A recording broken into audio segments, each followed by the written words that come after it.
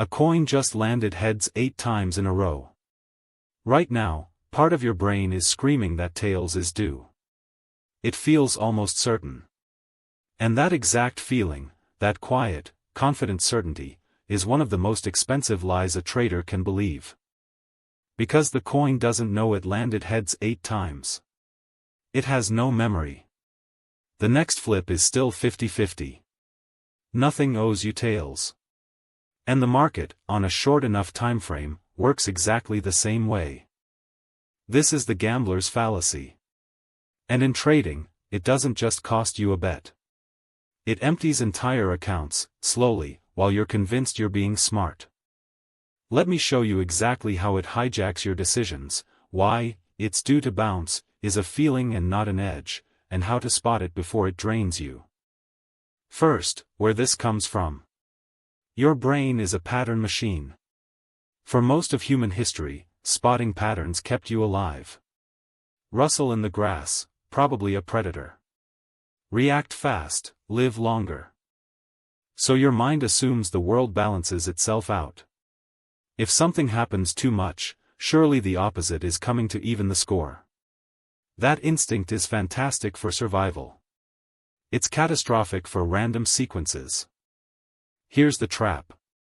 A truly random process has no obligation to look balanced in the short run. 10 heads in a row is unlikely to start, but once you're already there, the next flip doesn't care about the streak. The past outcomes are done. They're locked in. They exert zero gravitational pull on the future. But your gut refuses to accept that, because your gut confuses unlikely to happen with unlikely to continue. Now drop that broken instinct into a live market. Price has fallen 5 candles in a row.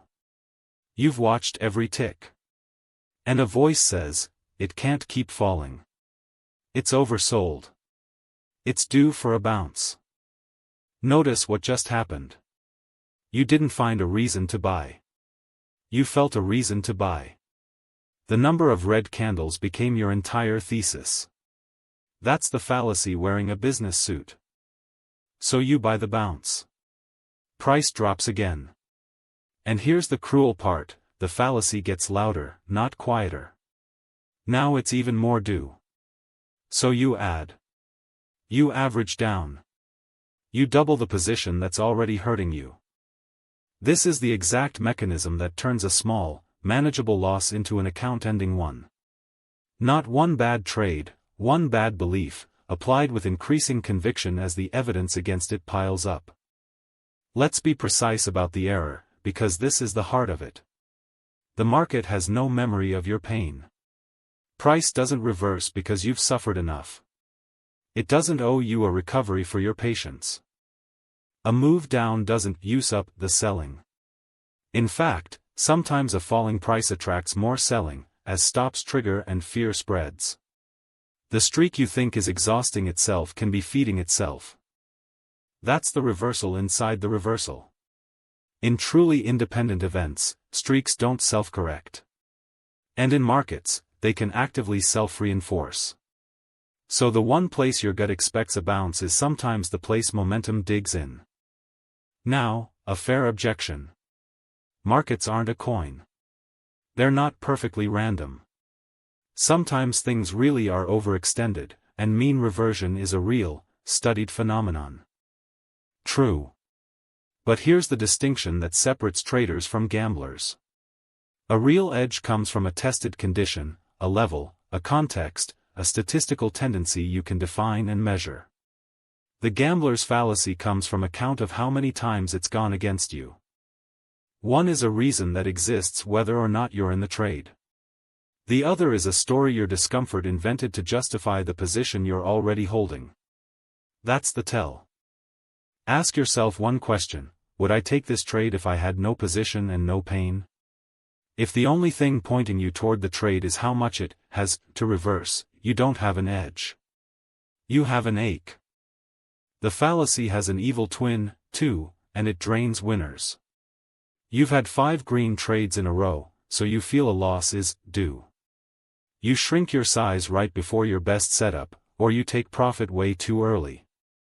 Same broken math, opposite direction.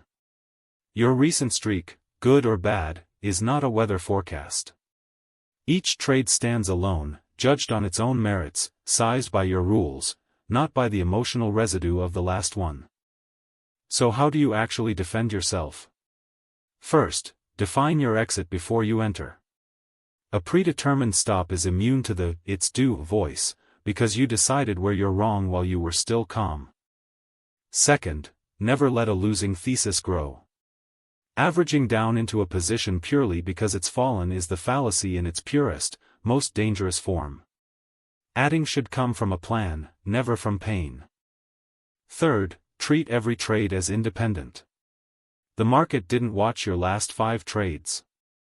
It has no idea you exist. Bringing yesterday's streak into today's decision is importing noise into your judgment. And fourth, separate the feeling from the setup. Feelings are real data, about you. It's due is genuine information that you're uncomfortable. It's just not information about what price will do next. Here's the mindset shift that ties it together. Stop asking what the market owes you. It owes you nothing. Start asking what your rules tell you to do right now, given only what's in front of you. Because the traders who survive aren't the ones with the best gut feel about reversals. They're the ones who notice that gut feel is exactly where the gambler's fallacy lives, and refuse to trade on it. So the next time you catch yourself thinking it's due to bounce, freeze. That's not analysis. That's an 8-heads coin lying to you about the 9th flip. And the coin, remember, has no memory of your pain.